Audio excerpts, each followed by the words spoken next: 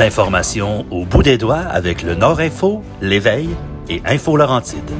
Au micro, Mathieu Loca. C'est son dernier tour de piste, encore quelques mois, à peine 4 mois et une semaine, et ce sera la fin de la carrière politique au niveau municipal, il faut le dire, parce qu'il y a une porte ouverte peut-être pour ailleurs, pour la mairesse de Sainte-Sophie, Louise Galland.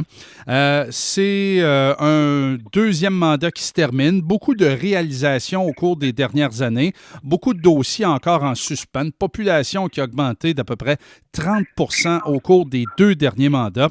Pour faire le point là-dessus, on la retrouve au bout du fil. Louise Galland, bonjour. Bonjour. Vous ne regrettez pas votre choix là, de quitter la politique? On s'était parlé fin août dernier. Vous étiez sûre et certaine. Est-ce que c'est encore le cas? Encore le cas. Je pense qu'après 8 ans, j'ai donné beaucoup. Disons que ça fait 40 ans que je reste à Sainte-Sophie. J'ai donné beaucoup au niveau communautaire.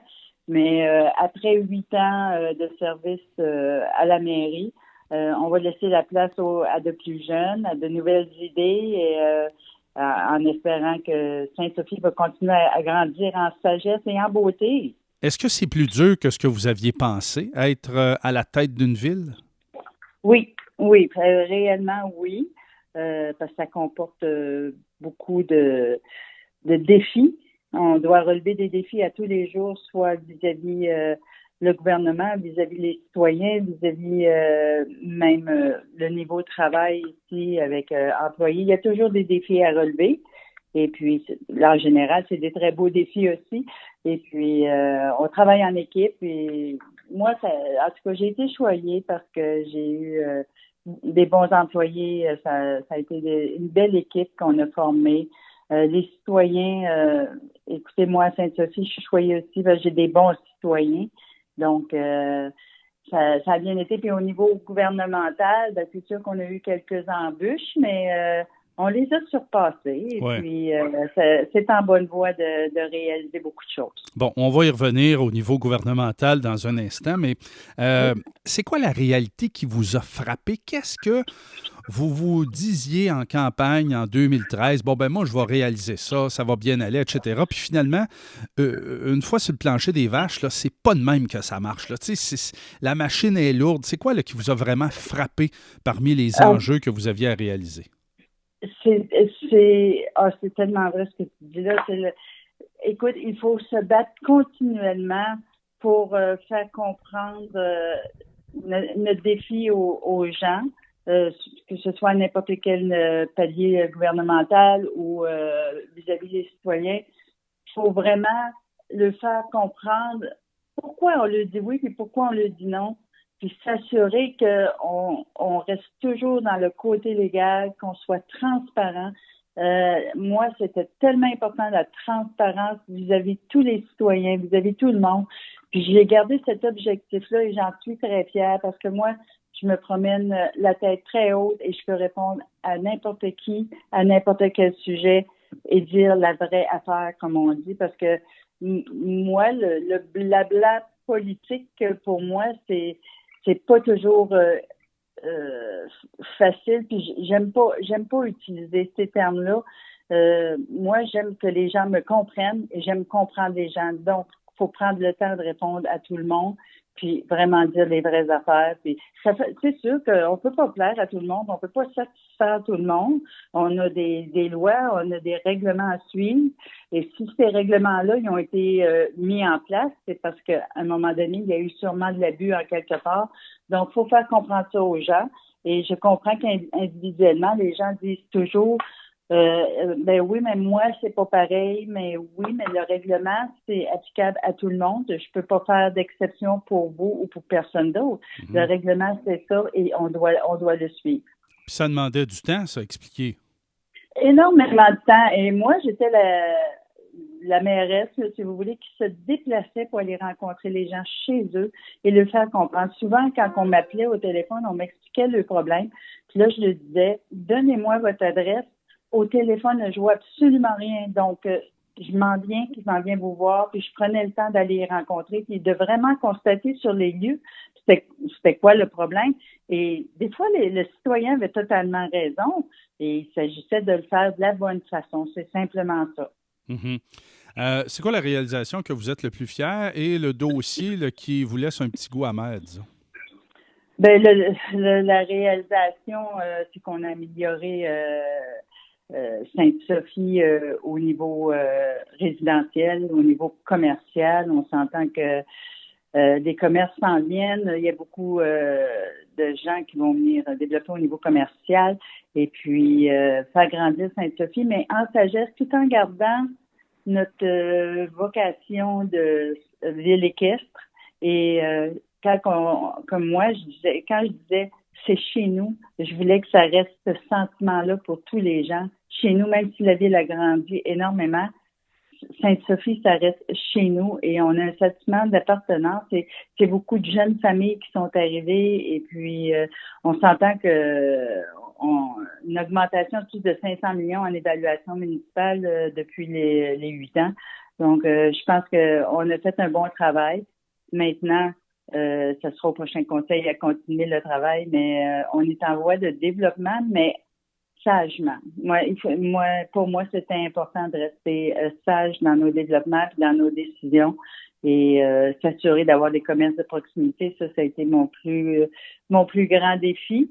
Et ce qui m'a laissé le plus amer, c'est la communication, c'est sûr, avec différents paliers gouvernementaux, je devrais dire, avec le provincial, parce que au niveau des chemins, du développement de nouvelles routes, d'amélioration de routes, les ponceaux, c'était très, très difficile d'accès. Et ça me laissait amer, parce que moi, je me dis, les paliers du provincial sont au service aussi des citoyens. Et quand un maire ou une mairesse demande à un service gouvernemental de les aider à trouver une solution pour régler des problèmes, l'ouverture devrait être beaucoup plus grande, ça c'est certain. Mais je comprends qu'eux autres aussi, ils ont des lois, ils ont des règles, et puis c'est une grosse machine à bouger. Mais moi, j'ai parlé fort, puis je me suis fait entendre. J'ai eu certaines réponses qui ont été positives et d'autres négatives, mais on continue et le prochain conseil continuera parce que je suis fière d'avoir réalisé ce que j'ai fait à Nescassa. Comme dans la route de contournement, il n'y a jamais personne qui a été aussi loin dans le dossier où on en est rendu et l'aide financière est au rendez-vous en ce moment.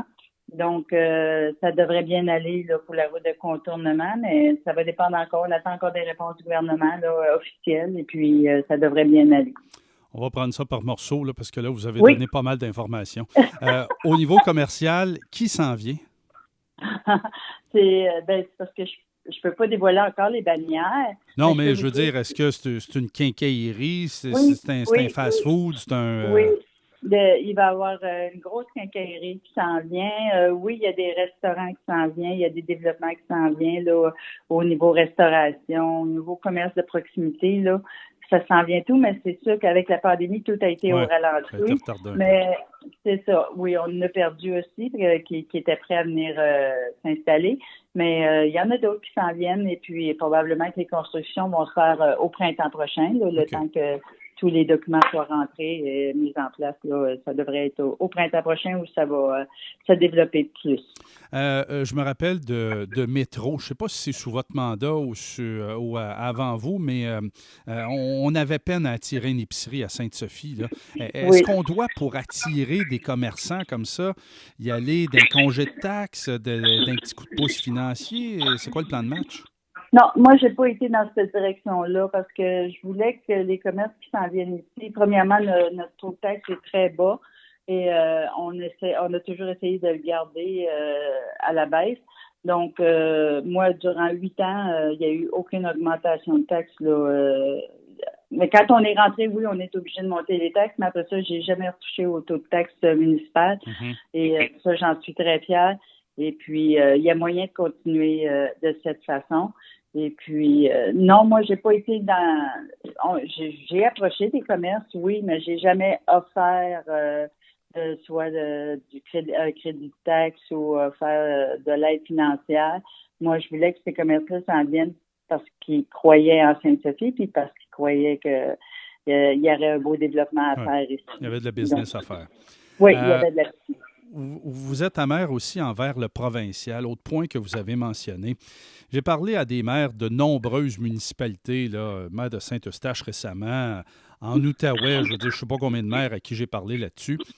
L'arrogance du ministère des Transports. Et là, je ne parle pas du ministre ou des ministres des Transports, Non. mais je parle des fonctionnaires. Tu sais, t'appelles les fonctionnaires, t'appelles les fonds, ça répond pas, etc. Avez-vous le même sentiment aussi de ne pas avoir été traité ou d'avoir été traité avec un peu une vue de haut de la part de ces dirigeants-là qui ont quasiment droit de vie ou de mort sur un bout de route, là? C'est tellement bien dit ce que tu viens de dire, là, surtout au niveau du ministère du Transport. L'écoute est pas là. On nous entend pas, on nous répond pas. Où on nous ignore totalement. Moi, ça me dépassait écoutez, c'est clair, là, même notre directeur ici du MCQ ne me retournait plus d'appel. Il préférait parler soit à mon directeur général ou à autre personne. Non, moi, écoutez, la communication passait pas. Et puis, je me suis fait dire si j'allais parler fort, moi, ça allait passer. Et puis, j'ai parlé plus fort. Oui, j'ai parlé plus fort parce que je suis allée directement au ministre. Et avec l'aide de notre députée, Mme Blais, on a pu pouvoir parler au ministre et faire bouger les choses parce que ici, ça bougeait pas. Et puis, mais je comprends qu'ils ont des contraintes, puis qu'eux autres aussi ont peut-être les mains attachées en quelque part. C'est sûr que politiquement, ils viendront pas dire, ben je peux pas faire plus parce que j'ai pas le hockey d'en haut. Mais moi, j'ouvrais les portes et puis je rentrais très bien dedans. Et puis j'étais très à l'aise d'aller leur faire comprendre mon point. Mais c'est vrai que c'est des grosses machines. C'est vrai qu'on peut pas les brasser comme on veut. Puis donc, ce que vous nous dites, là, c'est que le fonctionnaire à la tête des Laurentides, là, à 150-200 000 $, là, il vous a dit, si jamais tu parles trop, là, ben, tu ne l'auras pas ton projet. En gros, c'est ça. Ben,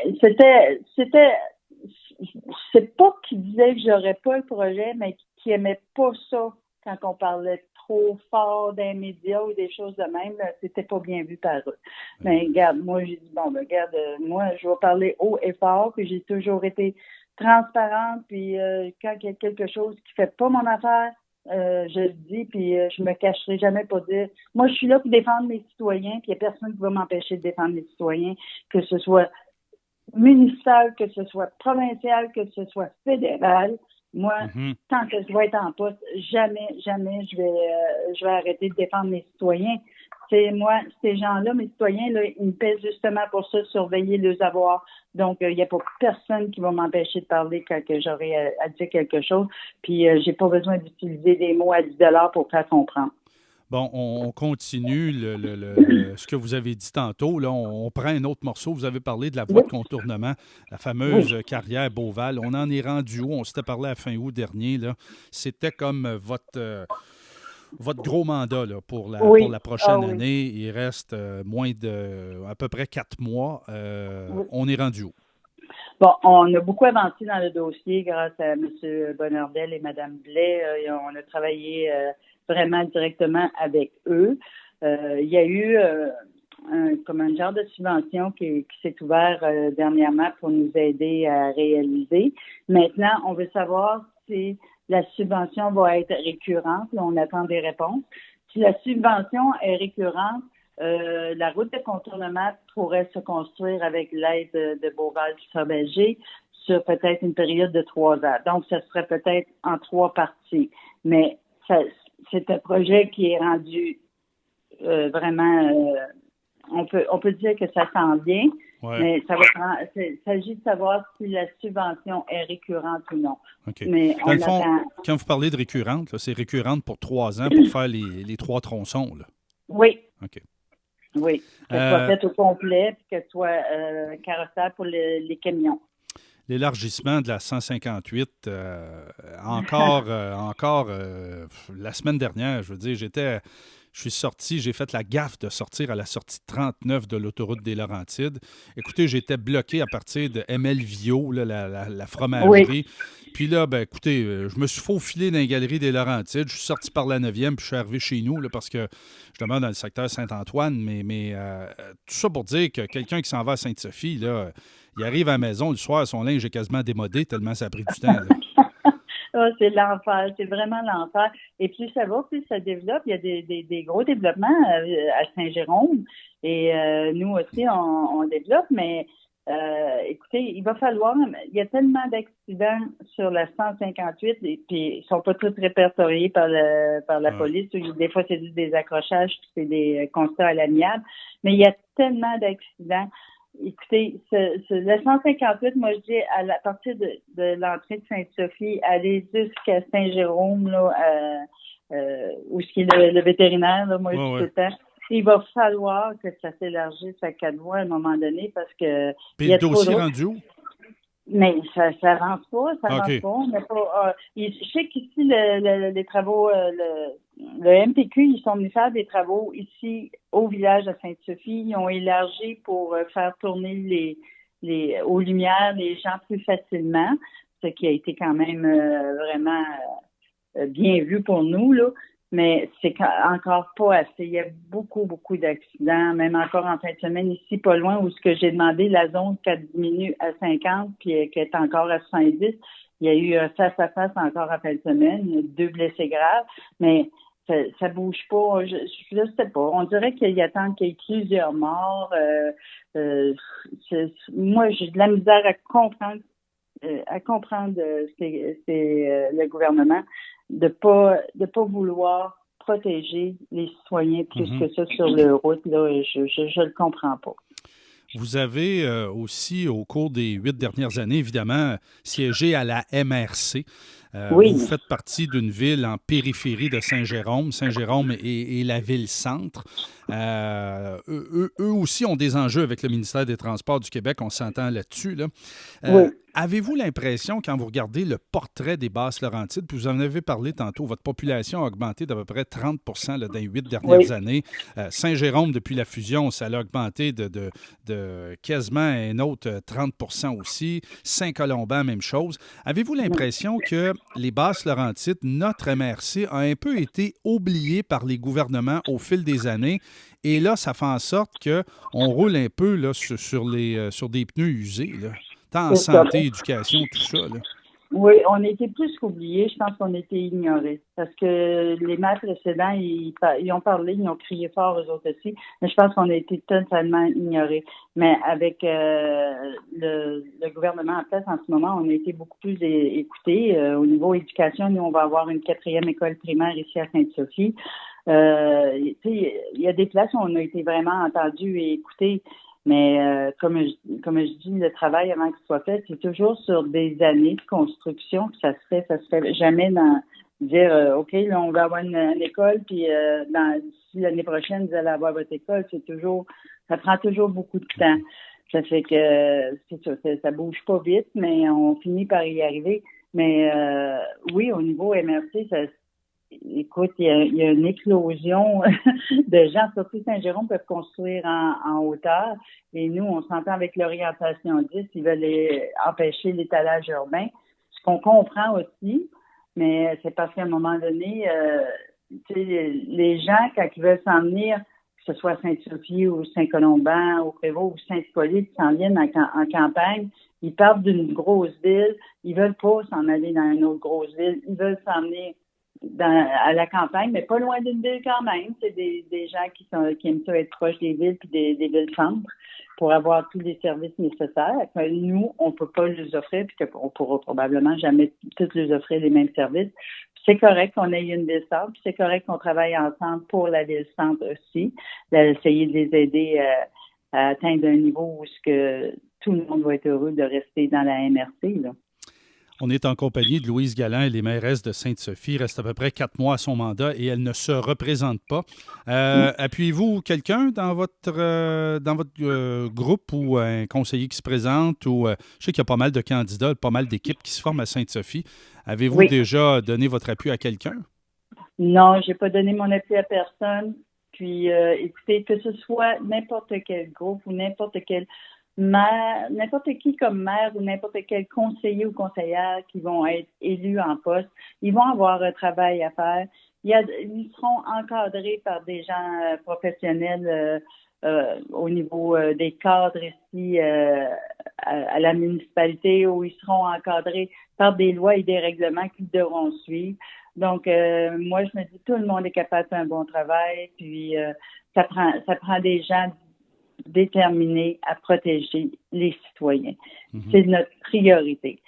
Ces gens-là, s'ils sont élus, c'est parce que les citoyens vont leur avoir fait confiance. Donc, à ce moment-là, à eux d'agir en conséquence. Les médias sociaux, ça l'a explosé entre 2013 et 2018. N'importe quel bouffon dans son sous-sol commente la politique et surtout écœure et harcèle les politiciens. Est-ce que est-ce qu'il y a un pourcentage de votre décision de vous retirer que c'est à cause des médias sociaux? Non, pas du tout. Moi, je les ai utilisés, les médias sociaux, énormément. Je les ai utilisés sur mon privé et sur la municipalité. Mais moi, je les utilisais beaucoup, puis je répondais beaucoup aux gens.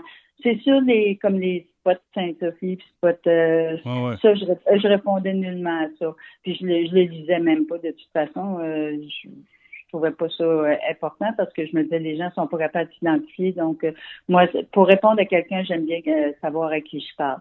Donc, ça m'a moins dérangé, mais je les ai beaucoup utilisés. Puis les gens qui me critiquaient, moi, je prenais pas ça négativement. Je prenais ça, je voulais construire quelque chose alentour de ça, puis je voulais savoir pourquoi cette personne-là pensait ça. Puis des fois, c'est juste de la désinformation qui s'est faite, ou des fois, c'est qu'ils comprennent pas non plus. C'est important de rencontrer des citoyens, puis de leur parler, puis de leur expliquer, mais les règlements et les lois. Donc, moi, j'ai toujours pris ça constructivement. Et je pense que ça a été la meilleure façon de voir. Puis j'aime beaucoup mon Sainte-Sophie. Ça fait que je prenais soin d'eux autres. Il y a des rumeurs d'élections fédérales. Je pense que c'est Alain Réez des conservateurs. Vous avez déjà approché. Oui. Est-ce qu'on va voir ces poteaux de téléphone cet automne? Non. J'ai pas eu de nouvelles de ça. Puis ils m'ont pas recommuniqué. Puis mais vous ne fermez pas la porte à un autre palier gouvernemental? Non. Je ferme pas la porte. OK. Est-ce que vous vous mettez dans la vitrine ou vous ne fermez pas la porte? Est-ce que vous allez cogner à des portes ou vous attendez une invitation? Je réfléchis. OK, donc vous avez déjà eu un appel? Pas vraiment, non. Non, mais j'ai jamais dit non au provincial, au fédéral. J'avais dit non pour me présenter avec M. Réez, parce que pour moi, c'était pas le bon temps. Et puis, moi, quand si jamais je décide de m'en aller à d'autres niveaux, ça va être bien réfléchi, puis je vais croire en qu'est-ce que je vais faire, puis je veux avoir une liberté de parole, ça, c'est certain. Êtes-vous le dauphin de Marguerite Blais? Parce que pas sûr qu'elle va faire 2-3 autres mandats encore. Moi, d'après moi, elle se représente. Là, j'ai pas eu d'avis contraire de ça. D'après moi, Mme Blais va continuer son bon travail. Là, OK. On verra. On va suivre ça. Bien sûr. Merci, Mme Galland, pour votre temps. Bonne journée, puis merci beaucoup, Mathieu, puis bonne continuité. Merci. Louise Galland, elle est mairesse de Sainte-Sophie.